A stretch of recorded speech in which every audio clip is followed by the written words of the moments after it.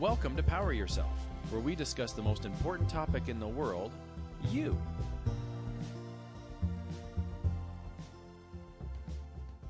Welcome to part 2 of our series on stress. Now, in part 1, we talked about what happens when the wheels of your life fall off. You come home one day and you find out there's a major life change. Now, it could be involuntary or it could be voluntary. So we strongly encourage you to check out part 1 of our stress series. We talked about some amazing life skills that you can start to work on immediately, and also some life skills that may take years to master, but we can at least start to put the wheels in motion on them. We're going to talk today now about part 2 of the stress series. So when a traumatic life event happens, how can we be prepared? In fact, even after the event, the stress can reside and even grow. So in episode 2, we're going to look at incorporating some good life habits that will help you get through to the other side of the traumatic, stressful event. And our Sherpa on this guide through Stress Mountain is Jillian Power. Karl, I love it how it's always so unique, the introduction. And it's so funny, guys. Sorry, I'm not able to handle it without laughing all the time. But it's always so off guard because I never know what he's going to say. So always That's an good interesting. Stress, right? That's good stress in our life. So, Jillian, what did you think about the last episode? We talked a little bit about getting some life skills in place and about going through the individual moment that when we're in shock, right? That's kind of what episode 1 was about. Absolutely. It was about dealing with the kind of initial moments when that big life change happens. Okay. Sometimes your anxiety is through the roof. You're not breathing properly. You don't know what to do. And if you do almost nothing, you're going to explode or you're going to shut down. So as opposed to those two alternatives, we kind of tried to equip you with some healthy habits to put in place for those moments to just, extend the ladder down to kind of get you through the initial shock or the initial devastation. And one thing that really hit home with me in that last episode was we talked briefly about treating our brain like a machine, like an engine in a car. And I think there's some value to that you think, oh my goodness, my engine's overheating. Well, I'm going to need to pull over to the side of the road and look after it. Now, my engine is my brain. It's my mind, my body, my soul. I need to look after myself through this stressful time. Karl, you always have such great analogies, and it really helps. Like, I go on rants. I don't know if you noticed that, but you're always able to bring it back and kind of sum up into a nice, clever analogy. So just one of the 652 ways why I'm so appreciative that you're with me on this. I have to pull my weight somehow, right? So we're going to talk here in this episode 2 of the stress series about what comes after the stressful event. So, I very much remember, I went to a funeral recently, and just using that as an example here, and I thought about it as we were all leaving the service, that life's going to return to normal for most of us, except for the very, very close people that knew the person that passed away. And I thought, wow, that night is going to be awful because everyone else in the world, their life returns to normal. And then for them, the real healing begins. So it's not so much the stressful moment, but it's what comes afterwards. And that's what we want to talk about in this episode. And it's ways to set ourselves up to succeed, guys. Life change, it's not easy. And I'm sure all of you are nodding your heads because it can be absolutely terrible and crippling and life-changing and scary and overwhelming. But we want to talk about ways you can take back control, okay? It's not going to make things 100% better and all magical and unicornish right away, but it's ways that you as an individual can take back control of your life and start almost planting the seeds to be able to have a healthy life once you come through it. Now, I don't think there'll be any clear delineation between the traumatic event itself and then one day you wake up and you think, okay, now I'm in part 2 where it's the life after the event, because we continue to live our lives in a continuum through time. We're not just waking up one day and now we're in part 2. So I think there's some I don't want to say warning signs, but some signals that we may be in the after stages of the traumatic event. So for example, you might find that your friends and family life has returned to normal for them. And you're thinking, but I'm the one that went through this traumatic event and no one else seems to really care anymore. That might be just a sign that you're moving into stage 2, right? You may feel lost and without a purpose. You may be saying, you know what, this traumatic event happened a year ago and I still just can't seem to get past it. Or I'm getting past it, but I have these triggers that set me back.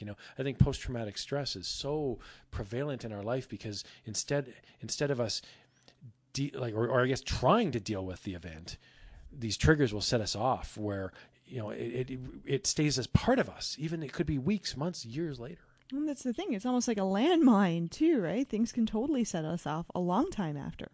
So I think that's why this episode is so important, because we don't want you to wait the year or the couple of months. After the initial shock, we want you to start implementing these healthy habits because they're going to get you through it. And it's funny because you talk about not knowing when you're through or when you're in stage 2. And I can remember going through a life event and being like, I'm doing these healthy things. So, you read so much, you try to incorporate all this positivity into your life to help you deal with it. And it's like, when am I going to feel better? When am I going to feel better? I should feel better. I'm doing these healthy things.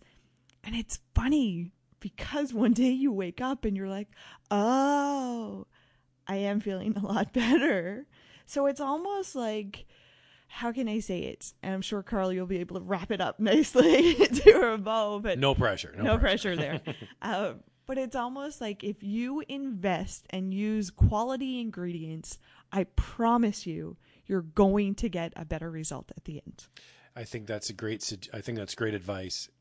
I feel like on the surface, a lot of what we're saying sounds like we talk a lot about buffering and buffering, for those that may be new to the podcast, that is alcohol, drugs.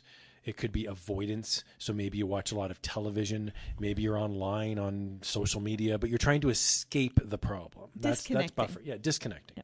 And that's typically long term. It can be damaging because you're not really ever dealing with the problem. So we're not talking about those buffering. We're talking about ways that we can help accept. And I like what you said in episode 1. You mentioned that acceptance is not saying it's okay. It's not saying, oh, everything's right. It's being an adult enough to say, from an adult standpoint, we have to make some hard decisions. We have to deal with reality. And I think that's really important to make that distinction. That being okay, accepting this life change, does not mean all is forgiven and all is wonderful. You're not saying that. No, you're just trying to define, well, what's life going to be now?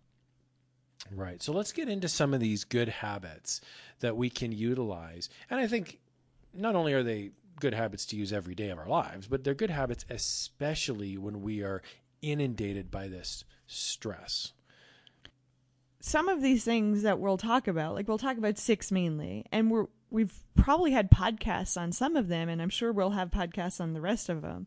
But it's kind of like the essential life-changing toolkit. You almost need to start implementing these when you're going through that big life change, because it's going to help you come out the other end in a more positive version of yourself.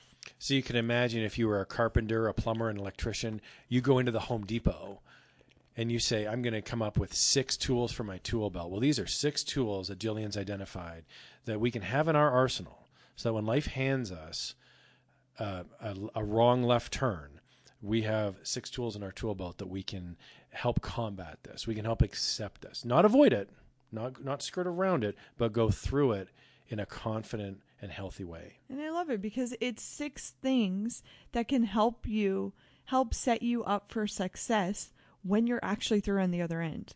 Because we all get through it, we just don't know how long it's going to take. So I promise you, if you implement these 6 things, even if you're feeling crummy, you're feeling devastated, you don't feel like you're ready to move on, if you start implementing them, I promise you it's going to help you come out the other end a much more prettier version or next level version of yourself. And before we jump into the 6 things, I'm sure our listeners are thinking, get to the 6 things already. But before we get to the 6 things, I want to throw one little nugget out there that I heard the other day. I heard the definition of self-confidence, and I loved it. And it was that self-confidence is your belief that you can handle whatever life throws at you.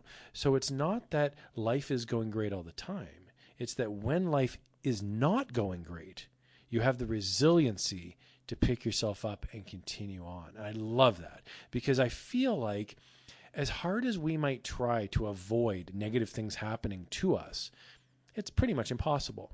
At some point, someone in our lives will get sick or die, or someone will lose a job, or someone will go through a breakup.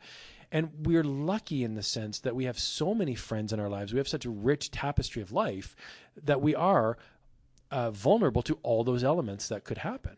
The only way to avoid all that would be to sit in a windowless room by yourself with no friends or no family. Well, what kind of life is that? That'd be awful. So the price we pay for having so many friends, having rich lives and rich jobs and rich careers is that someday something bad might happen to us. So let's work on the resiliency piece of it so that we can pick ourselves up and move forward in a healthy way. And I promise you, every single person listening to this, guys, you can get through it. You absolutely can. We've all had the moment in our life, or multiple moments, that we feel like putting the sheets over our head is the best possible result or the answer. But I promise you, if you put the energy in, you will come out the other end. And what I like about these 6 tips is they're not earth-shattering. They're not like, oh my goodness, we've never heard of these before. But when you use all 6 together, it's very powerful. So individually, you might think, what's the big deal? But it's a lot like working on a construction project. If you only use a screwdriver, well, you're not going to be able to do the entire project. But if you use the screwdriver and the hammer and the power drill and the slide rule, you're going to be able to successfully complete the project. And successfully complete a better version of yourself. I love it. Okay, so let's jump into the first the first tool that we can use in the tool belt, and that's eating healthy. Why is this so important? Obviously, from a physical perspective, yes, we all want to live to be 100 years old, and we all want to be healthy. But why is it healthy mentally and emotionally to eat a healthy diet? I feel because sometimes when we go through those huge life moments or crisis moments, we might just want to eat like really bad food, or maybe like, I don't know, like eat takeout for 3 meals, or stress eat and maybe eat a bag of cookies and nothing else that day. So it's almost like we're expecting our bodies to work properly or help us get through this huge life event, but we're not fueling it with gas. Yeah, and I like what you say about using food as fuel. I know like high performance athletes will use that analogy. They'll say it's fuel for my body. And if you can imagine like a high performance automobile, can you imagine putting in the worst grade gasoline and never doing an oil change, and you never check the tire pressure, and then you go into a race and you have all these other high performance cars next to you, and you're going, well, of course you're not going to win. Of course you're not resilient. So I love that analogy, because I feel like when the stresses are happening, that's the other cars bumping into you. That's life trying to push you down. And you can literally build up muscles. You can build mental acuity by eating healthy foods. And we're talking fruits, vegetables, drinking enough water, cooking your own meals at home. Yeah, even so simple as saying, I'll eat 3 meals a day. I will care about myself enough. And here's the thing. It's caring about yourself enough to put yourself as a priority and say, no, I deserve to have 3 good meals a day, and I will do that for myself. Set up meals. Make sure you're giving yourself food to fuel yourself through it. Yeah, you're a big fan of like actually learning how to cook new food in the kitchen, right? Oh yeah, and I like foods that make me feel better. So you actually seek out new foods to try. So can you talk a little bit about that? Like, how do you go about doing that? If for somebody listening to the podcast, they might think, well, I walk through the department store and there's this weird looking root vegetable sitting over there. How do you figure out what to use it for? Do you talk to people? Do you go online? What's your process? I'm a huge Pinterest fan, to be honest. Okay. So we usually try to, we're big on meal planning. So, you don't need to go that extreme, but that's how I set myself up to succeed. So we go through Pinterest, we get a couple of dishes, and we make them all on Sunday nights. or Oh, Sunday okay. days. So it's like a team effort. You'll spend like what, a couple hours in the kitchen and you'll prepare the food, you'll cook the food, and then throughout the week you have your meals literally sitting in little Tupperwares that you can then pull out and eat when it's convenient. Yeah, so that I don't come home and I'm tired or had a bad day and fuel myself with junk. Now the next tip we're going to talk about here, the next tool in the tool belt, is one that is a very contentious issue with a lot of people. We would love for it to be an easy win, but unfortunately that's not the case, and we're all guilty of this. And we're going to talk about sleep. We would all love to get enough sleep every night, especially in stressful situations. Our mind is racing. Our body is racing. You go to sleep and you wake up 2 hours later, you're a sweaty disaster. You're pulling off the covers. You're pulling on the covers. The windows are open. The windows are closed. We all know that we need more sleep. We all know that we need a healthy night's sleep. How do we get it, Jillian? Show us the way. And we all know that if we don't get the sleep, you're not going to be able to handle the situation as good. You're going to be tired. You're going to be irritable. You're probably going to be way quicker to go to aggression or anger than to be able to regulate your own emotions. So I would say going through stressful times, you really have to, once again, invest inward and set up a schedule and make it a priority for yourself. You need the energy to get through it, and sleep is one of those really big things. So something I would say, because we all go through those stressful times and it is harder, I totally agree, to get our sleep on those days. So look at what you're doing before you're going to bed, okay? What's your ritual? Set up a healthy ritual. So detach, we've said this before, detach from all your electronics, but also look at your room. Is it set up with lots of distractions, or is it a peaceful place? So that's something you could actually physically do to make it more appealing for sleep. Don't associate like food with your room, or don't have like TVs on or music on. Like, make your room a very peaceful place. That's something you can do, which can help you get a better quality sleep. Yeah, I love the idea of having a little diffuser off to the side that maybe has some essential oils in there. A lot of people love a comforting smell when they go to sleep. Lavender's a good one. Absolutely. Something as simple, I think, too, is having a white noise machine or having a book easily accessible. A lot of people say, oh, whenever I read, I always fall asleep. Well, that's wonderful. I mean, instead of using that as a negative, let's use that as a positive. Having a book on your nightstand that is right there. You don't need to go search for it. You don't need to go look on the bookshelf. Oh, good grief, I've got 50 books. Which one do I pick? No, pick one book. Put it off to the side and say, it might take me a year to get through this book, but I'm going to keep it on my nightstand and I will read a little bit every night. I'm going to try to read a couple pages every night. And I find that having it easily accessible removes one more barrier. And then you get in bed and you say, I'm going to have 15 minutes to read. And maybe after 10 minutes, you go, oh, I can barely keep my eyes open. Wonderful. Time for bed. And it helps kind of get the dialogue in your head to a quieter pace.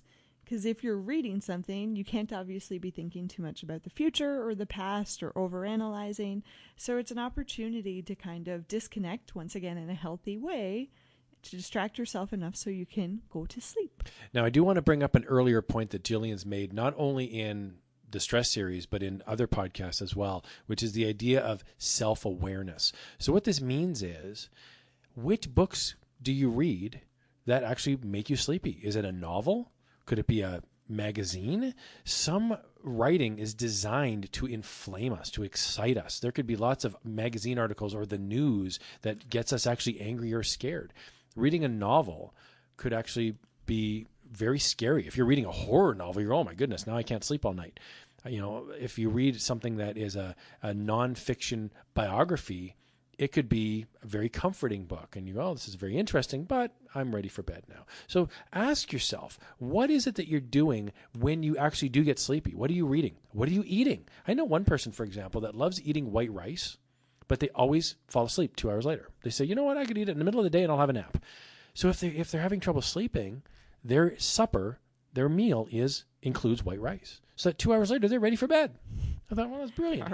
He's self-aware enough to say, this always makes me sleepy. So there's no right or wrong answer, but we want to look for ways in our life to kind of tweak our machine, tweak our brain to say, oh, it's ready for bed now. Dimming the lights, having the sounds and the scents and the reading that can put us to sleep. And I really want you to place importance on it. It is a big thing, guys. It's not something, oh, I can get lots of that later. Oh, I don't need it. Going through critical, crucial life moments, life events, it's exhausting. And I promise you, you need your sleep to be able to come out the other end. So make it a priority. And one thing that Jillian talks about a lot on the podcast is mindfulness. And I want to point out too, one thing that I've learned is that mindfulness, true mindfulness, is actually really difficult. That if you sit in a room, especially at bedtime, and you try to turn off your brain, you're creating this empty void that your brain wants to fill. It wants to fill with the future. It wants to fill with the past, with alternative ways your life can get better or worse. Your brain is sometimes your best friend, but it's also sometimes your worst enemy. So practicing mindfulness is an actual skill. It's no different than lifting a barbell and making yourself stronger. You make yourself stronger mentally so that you can actually turn off your brain like a light switch. It's a fascinating skill. And that goes perfectly into number 3. And number 3 is meditation. So mindfulness is a part of that. That is a meditation you can do. Now, I know a lot of new listeners are going to hear meditation and they're going to think, oh my goodness, I need to climb to the top of a mountain and get a yoga mat out. But that's not what meditation is it? That's what I used to think it was too. So I understand that kind of foreign concept. But no, guys, it's just about being present. Maybe, like I see it as an opportunity to really clean up your head, take control back of the bee's nest. I've said that a billion times. And really start to quiet it down or get control of the thoughts that you're cycling around in your head. And especially in those big life moments or like the aftermath, it's hard to focus on the positive. We really are dwelling in the past, or maybe we're in the anger stage or depression stage. So it's about making that conscious effort to maybe do a meditation on something positive, or about envisioning yourself on the other end of it and how much better you are, and maybe kind of having those wishful, how you want to see yourself on the other end. So when you're doing meditation, you could literally be doing anything. You could be brushing your teeth. You could be eating a meal. You could be going for a walk in the park. You don't have to necessarily be sitting on a yoga mat on the top of a mountain. Yeah, I find meditation and mindfulness to be almost identical, if not identical. Sure. Mindfulness being present in the moment, and meditation may be more of a ritual, kind of like maybe doing an exercise to think about positivity, or envision yourself in your Zen place where there's no worry or there's no negativity or something like that. Nice. And in this day and age where we're connected online all the time, you know what? Maybe we can use this to our advantage. There's lots of apps out there, for example, where they have 10-minute cycles where they have waves crashing against the shore, very peaceful music. So you can use tools as well to help you meditate if that's what you need to kind of get the ball rolling. There's no right or wrong way to do this. If that's what you need, there are tools out there to help us. That's how I started. I always did the kind of guided meditations, so it told me what to do. And that's like, I did that for, I would say, a full year before I really started to do it on my own for myself. Nice. Do you mind talking a little bit about that? About somebody who's trying to get into this and they're thinking, I have no idea where to start. Do you go on to like iTunes and grab an app and then you listen to the waves crashing? You can definitely do that. You could buy a CD, a little bit old fashioned, or tape or something like that, which I did, and listen to it, kind of set it up in your room and do it before you go to bed. But basically it's somebody guiding you and telling you what to do. And that's nice when you first start out because it's so arbitrary. Like, it's such a big thing and it's hard to really know what's right and what's wrong. And I guess the thing is, there is no right and wrong. And that's what you start to learn once you do those guided meditations, is everybody's different. It's just basically controlling your mind to only think about like one specific thing. Maybe it's their waves crashing, or your breathing coming in and out, or energies flowing through, or brushing your teeth, like so many different things. But it's directing your mind in a certain way so that you're still going to get those thoughts that come in to be like, oh my God, what am I going to do about the future?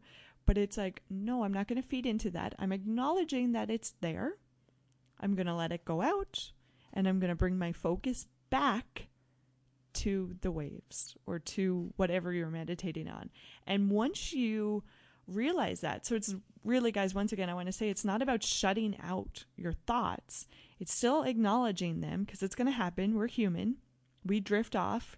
Our mind wants to set us up what we think to success or distract us. So it's about acknowledging that those thoughts are coming in, but not giving it the time, saying, I see you, but no, not right now. Fantastic. I love that. Yep. Number 4, we're going to talk about another contentious issue because it takes time and it takes energy, and it's exercise. Dun, dun, dun. How do we make the time? We all know we're supposed to go for the run. We all know we're supposed to go for the hike. How do you make the time in our lives, especially as busy adults? What do you recommend? Well, first off, I'm going to say you're worth it. So you should make the time. Okay. Coming from somebody who's been on huge roads of success for exercises and huge catastrophic failures when it comes to setting my schedule up. But the best way I have found and most consistent way to set myself up to succeed is setting a schedule, making myself as a priority. And all of these 6 things, you're going to notice it's you doing it for you. And that's what we're kind of trying to bring your attention to. Everything to get you through these huge catastrophic events. It's you. You need to want better. You need to put the time and energy into yourself to get yourself through this. Nobody, and I promise you, nobody can get you through. You have to do it yourself.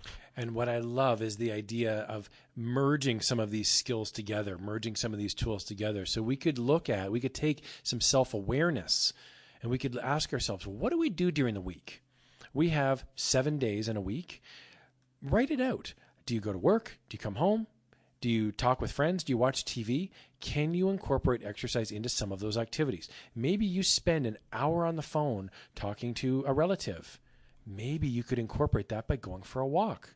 Grab your cell phone and go for a nice walk in the evening. You're still on your phone. You're still talking to the friend. You can multitask. You can do 2 things. I love watching a show, a couple hours a week. Maybe I can do my stretches and my workout while I watch that show. I'm not losing anything. I'm gaining the activity. Instead of me just sitting there with nacho cheese dust on my chest, I'm now watching television and working out at the same time. I'm not just sitting there eating chips. And the exercise piece, it fuels on so many great levels. Like, first of all, you're expelling energy. So if you're angry or if you're feeling really high emotions, it's a way to work through them in a positive way. But then it's also like, it gives you confidence, because if you make the commitment and you stick with it, you start to feel better about yourself. So in reality, it's actually catapulting you through to the other side, and you really don't even know it. Plus, you start to look better, so you feel more confident in yourself. So not only are you feeling confident because you made a commitment, but you're looking physically better. I think that's a big deal, right? There's We live in this day and age where we get dual messages. On the one hand, we're told we need to look our best. But on the other hand, we tend to try to be in a society where we really value humility. And we go, I don't want to appear too proud. I don't want to appear too full of myself. I think it's awesome when somebody loses a bit of weight, or they get a haircut, or they are done up, they wear nice clothes for the day, and they are very proud of themselves. And they come in and they go, hey, I look like $1 million today.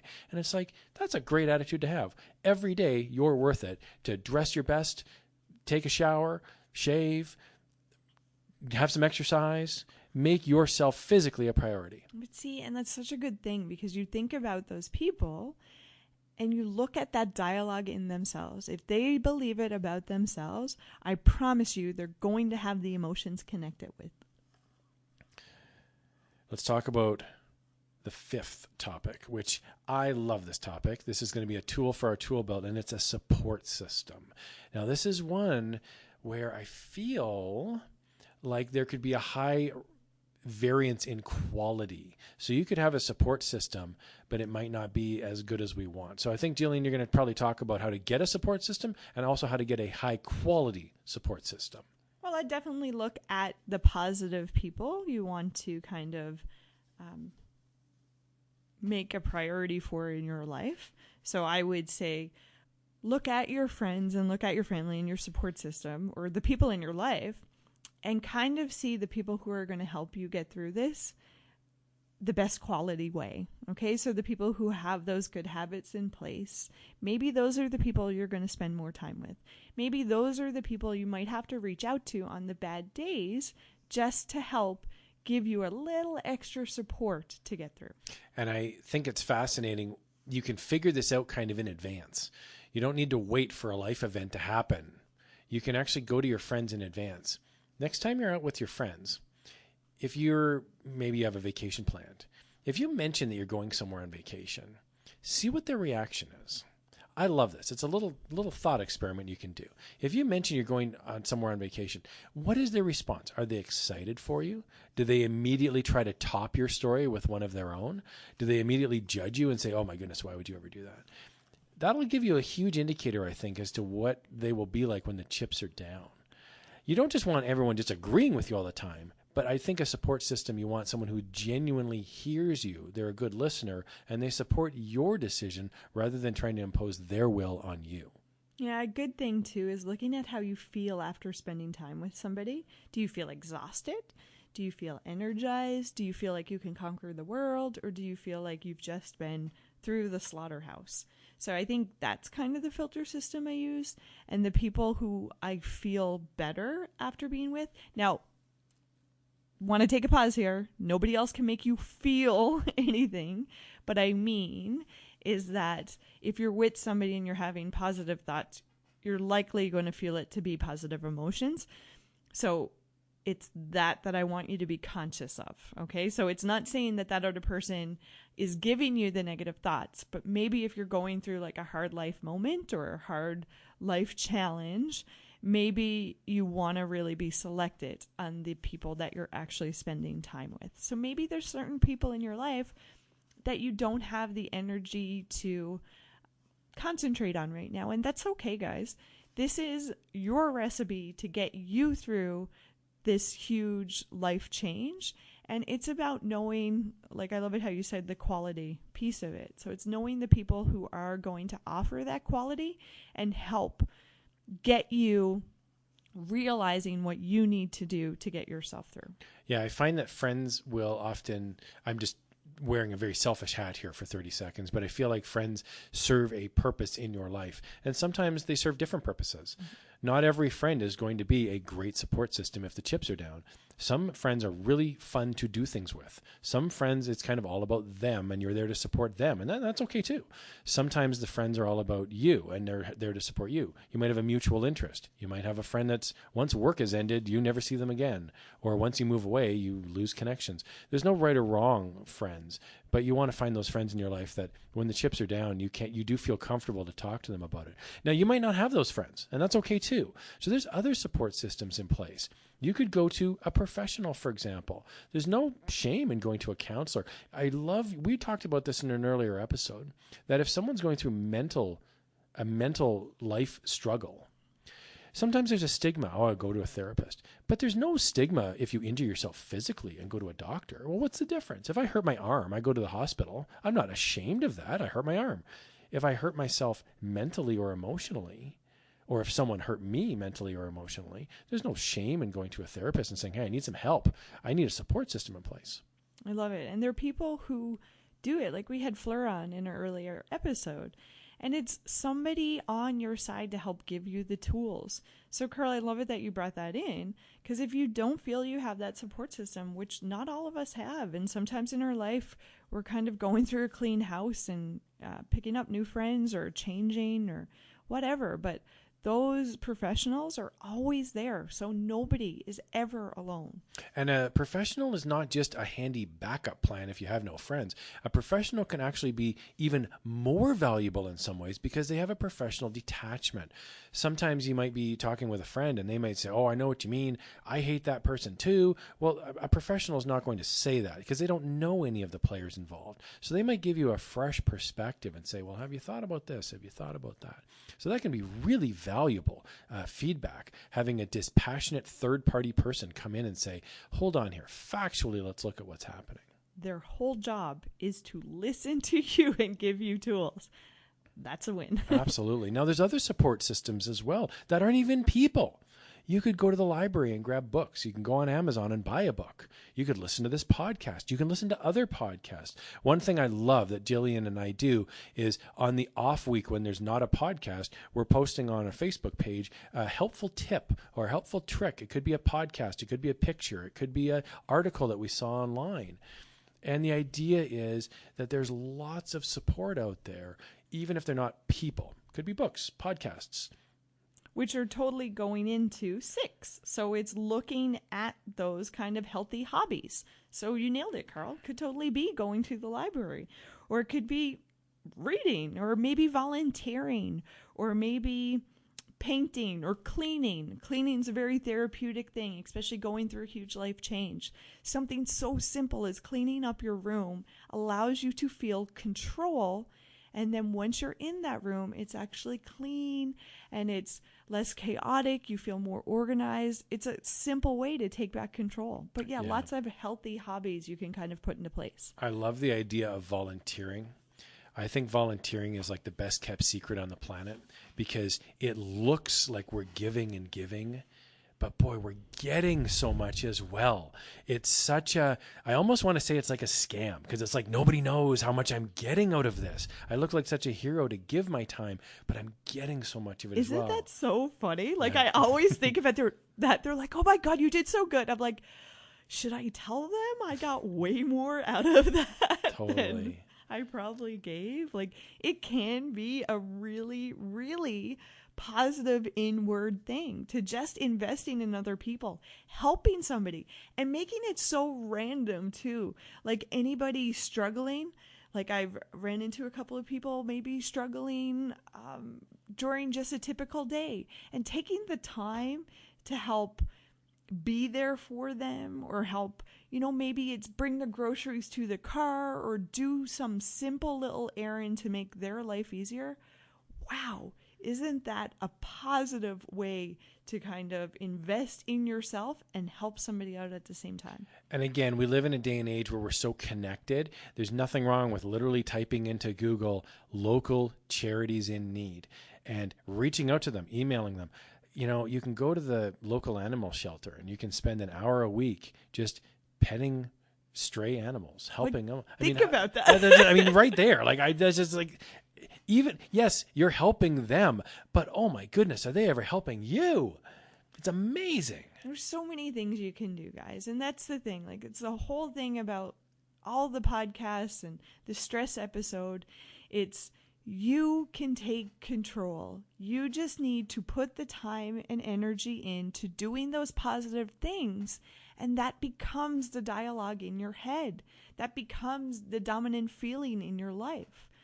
Just take control and almost fuel yourself with positive things. It's like investing in yourself with quality ingredients. I've found that sometimes when stress happens, the first thing we lose in our life is the ability to have fun. We just throw it out the window. We say, well, we don't have time for that.